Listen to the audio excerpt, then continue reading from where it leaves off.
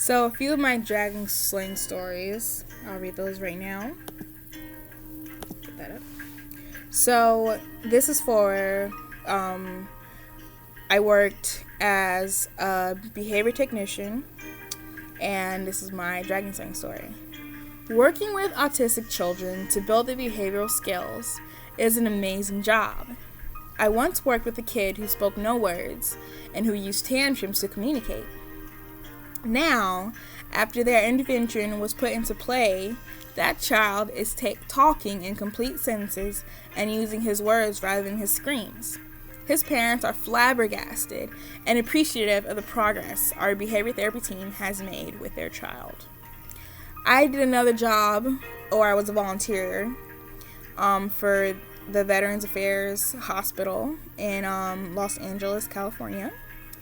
Partly because my father was a disabled veteran, it has always meant a lot to me to work with those who have served our country and to make their lives better in any way possible. Working in the occupational therapy clinic gave me the opportunity to ease pain, help organize, and make lives run more sufficiently. I once worked with a veteran who had a major stroke. Bringing back what strength we could and modifying some of his everyday routines, we were able to give him the opportunity to live a more independent life. Those are just a few or a couple of the things I talked about. Let's see if we can find a couple more.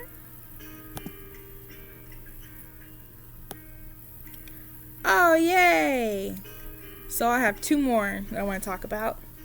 So my major is child, adolescent, and family studies. And I enjoy working with children a lot. Usually kids who are disadvantaged in some sort of way. And I was a teacher's assistant at a family daycare, and these kids some of them were disadvantaged, and their parents were, in the whole family was a lower socioeconomic status. But besides that, they were little babies and toddlers. Working with both infants and toddlers in a single setting can be tricky. But as a teacher's assistant working at this family daycare, I was able to sing and dance along with the 3-year-olds while changing an infant's diaper and keeping a smile on my face as I was wrist deep in baby gunk. A couple of the biggest traits I learned and sharpened at the center were patience and guidance. When you have kids eating crayons, spitting up and hitting their friends all over you, those two traits will get you very far. They will allow you to see what true treasures young children really are, which is really why I like working with kids. They're amazing.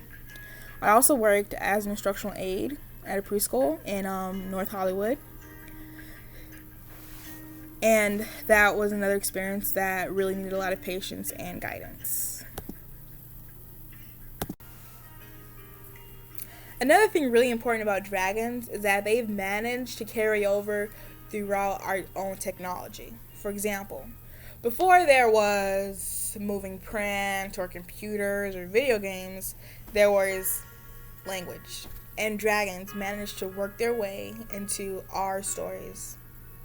As the printing press came along, Spencer's poem, The Fairy Queen, brought brought dragons into the world of literature and books and print.